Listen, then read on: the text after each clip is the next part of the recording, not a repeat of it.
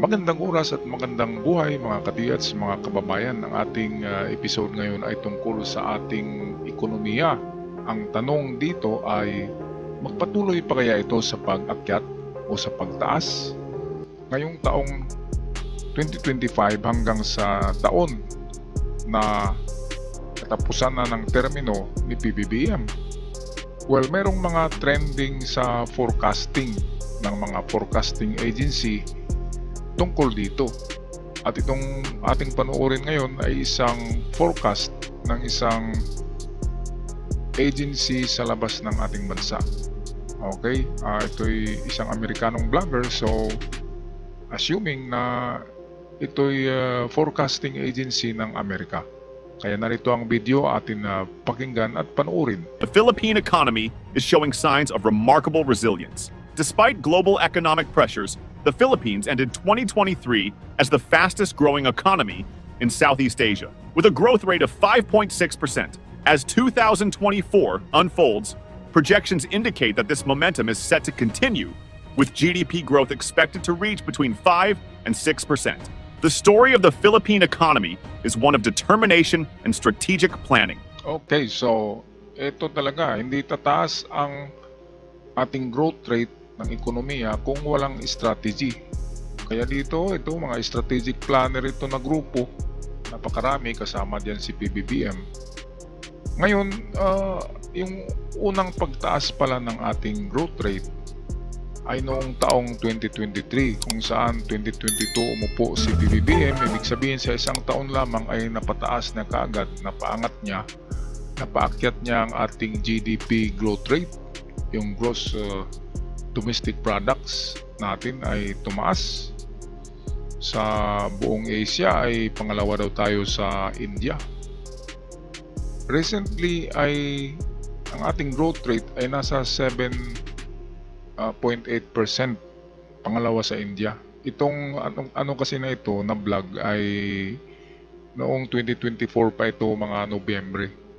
Kaya medyo mababa pa ang growth rate dito, nasa 5.6 pa ang growth rate ng ating ekonomiya. Pero sa ngayon, recently ay nasa 7 mahigit na tayo. Kaya paakyat talaga ng paakyat ang ating ekonomiya. At marami ang nagtanong, bakit daw hindi bumaba ang bilihin? Okay, hindi naman ito sili na iipikto kagad, di ba? Kasi nasa pa siya, paakyat pa. Pagdating niyan sa peak ng ekonomiya natin, sabihin natin 10% growth rate at maging number 1 na tayo sa Asia at manatili doon ng 2 taon o 3 taon ang pagtaas ng ekonomiya, ibig sabihin ay diyan na natin malasap o diyan na natin makikita ang pagbaba ng mga bilihin at ang magandang mga programa at mga infrastruktura na ipapagawa ni PBBM. At sana ay ma-re-elect ito after niyang matapos ang kanyang termino sa 2028, ay sana sa susunod na mga eleksyon ay ma-re-elect siya o ang susunod sa kanya ay yung kapareho sa kanya na utak. Okay, balik tayo sa video. The Philippine Development Plan 2023 to 2028 are paving the way for inclusive, resilient, and sustainable growth. With strong domestic demand, continued public investments, and a vibrant labor market, the Philippines is on track to transition from lower middle to upper middle income status this fiscal year.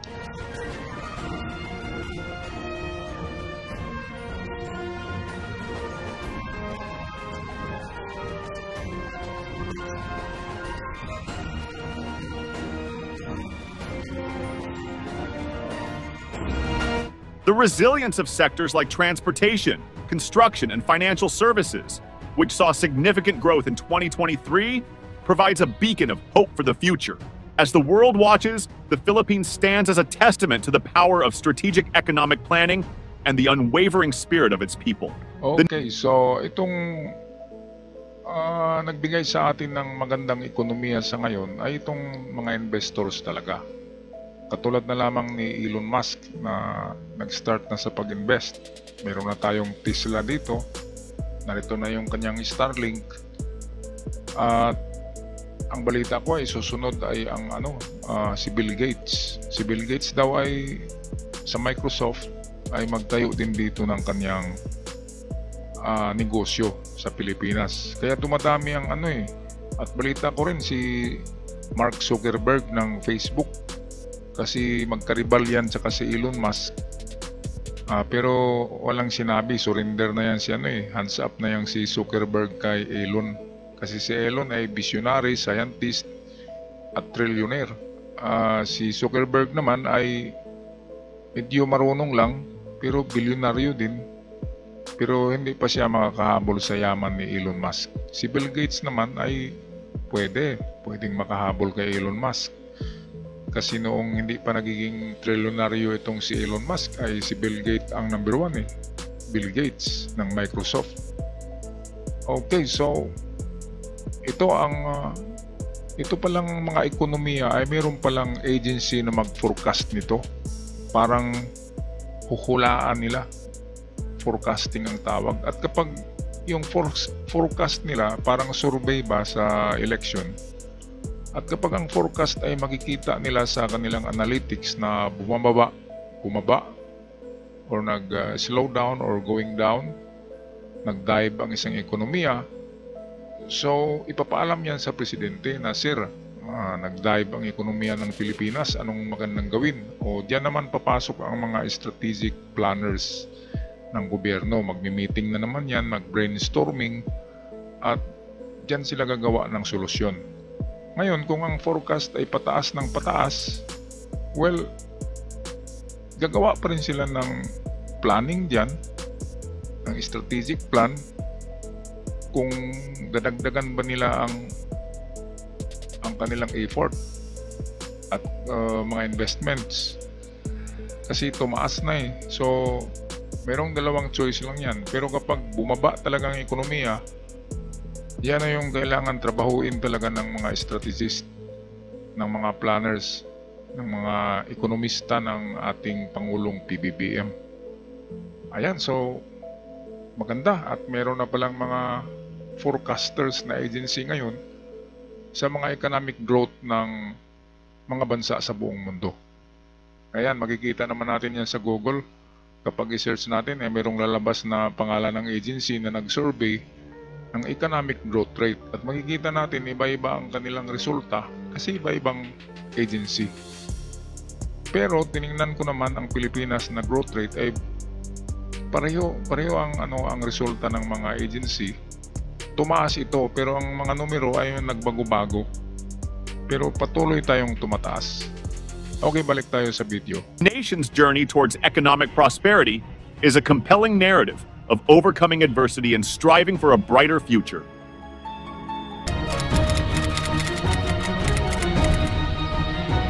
Ito, By predicting economic trends, they can make proactive decisions to mitigate risks, manage public resources, and implement programs that bolster the economy.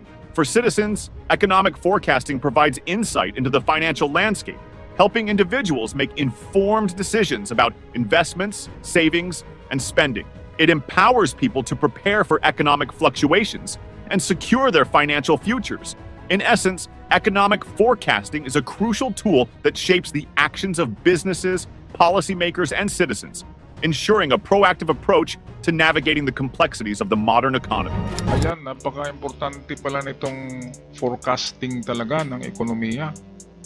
Merong mga agency na gumagawa nito, binabayaran yan Parang yung sa election survey, malalaman kung sino ang malakas, sino ang mahina sa mga kandidato. So ganito rin yung forecasting. Malalaman kung nasaan na yung China, saan na yung Pilipinas, nasa itaas pa, ilang porsyento ba ang pagbaba, pagtaas ng ekonomiya ng isang bansa. Magaling na na technology na trend kasi sabi nga dito, malalaman ng taong bayan, malalaman ng gobyerno, at agad makagawa ang gobyerno ng mga hakbang, ng mga strategy kung paano mapanatili ang magandang takbo ng ekonomiya or paano i-counter yung bumulusok na ekonomiya. Talagang napaka-strategic Hindi yan basta-basta makuha ng mga utak ng mga Duterte kasi loading sila Si Digong, loading.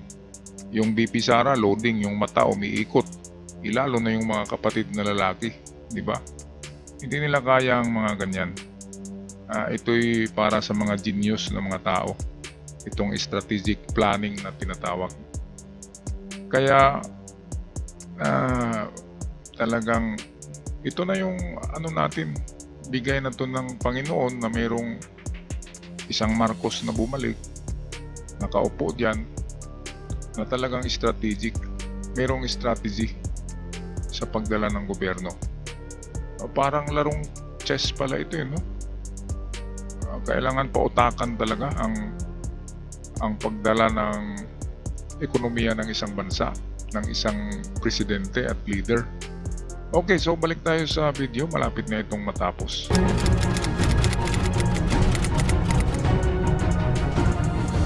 In the bustling streets of Manila, where the vibrant energy of the city meets the challenges of a developing nation, the Philippine economy is poised for a promising future. As 2025 approaches, the nation's economic forecast shines brightly with an expected GDP growth rate of 6.2%. This growth is fueled by a combination of improved service exports, robust public investments, and the steady flow of remittances from overseas Filipino workers. The story of the Philippine economy is one of resilience and strategic planning. The government's commitment to enhancing infrastructure, coupled with the entrepreneurial spirit of its people, is creating a fertile ground for economic expansion. With a focus on sustainable development and inclusive growth, the Philippines is not just aiming for short-term gains, but is laying the foundation for long-term prosperity. As the world watches, the Philippines stands as a testament to the power of strategic economic planning and the unwavering spirit of its people. Tama.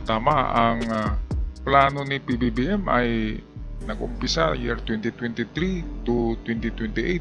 So merong 5 taon na gagawin niya. Kasi yung termino niya ay 6 lang eh. Pero yung 1 taon ay adjustment period pa yon. Kaya doon na siya makabuelo sa pangalawang taon niya sa pag-upo. Ganyan talaga yan. Kahit sa makina, kahit sa kotse, meron tayong cambio na primera, di ba? Hindi naman pwedeng 5th gear kaagad tayo. Hindi naman pwedeng 120 kaagad.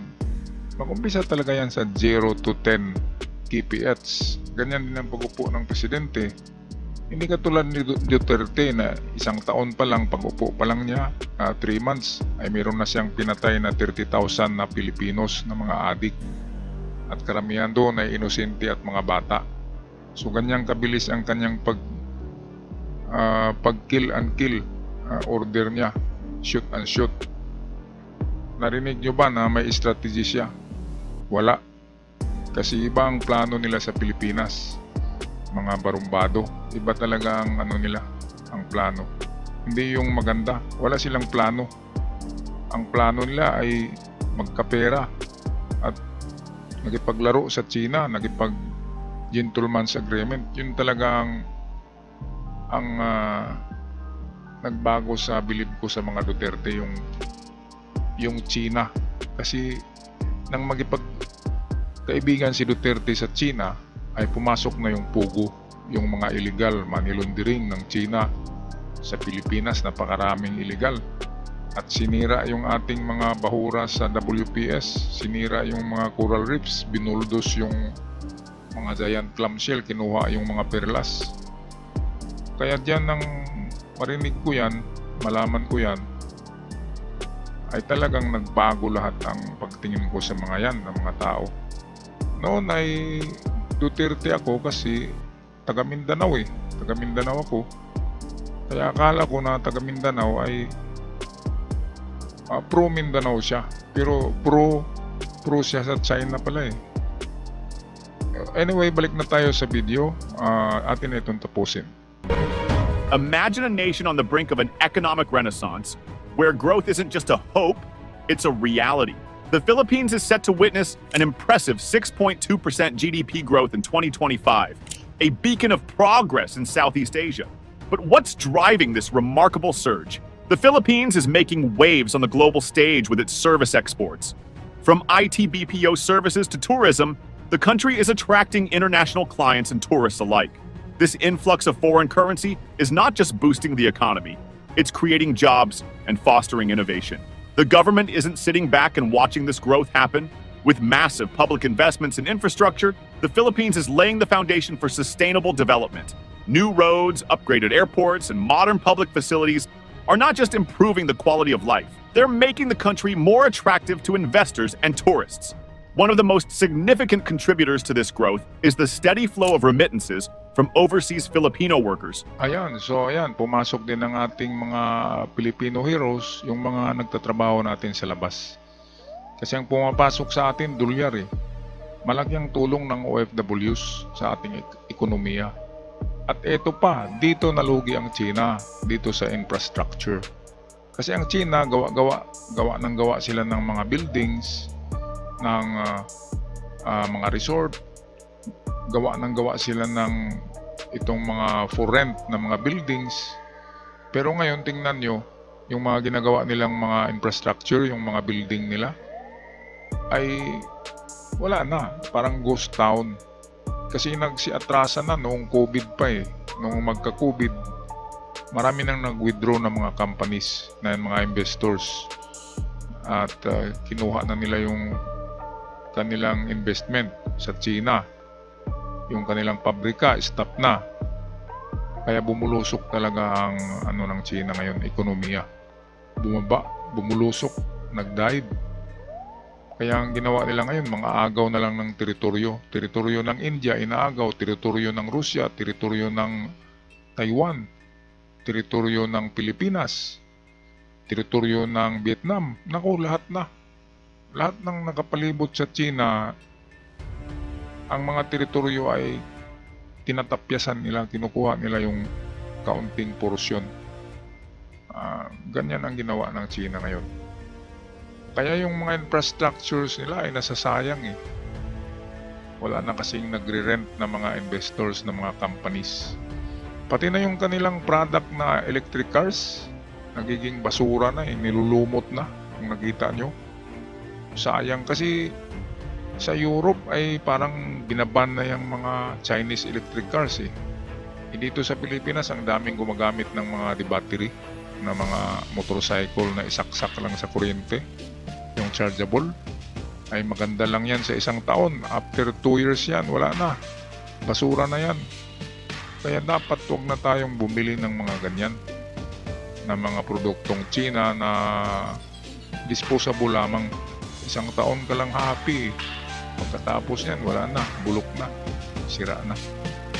Alright, so ito lang ang ating reaksyon sa video na ito. Ang patuloy na pagtaas ng tinatawag na GDP or Gross Domestic Products, economic growth rate ng Pilipinas ay talagang tumaas na. Walang kaduda-duda. Kahit saan natin tingnan na survey, ay tumaas talaga. At kudos kay PBBM at sa kanyang mga economic strategist, lalo na kay Ralph Recto na economic advisor na. Hanggang sa muli, God bless us all. Huwag kalimutan mag-subscribe sa ating channel para palagi kayong updated sa mga bagong uploads. Paalam and God bless.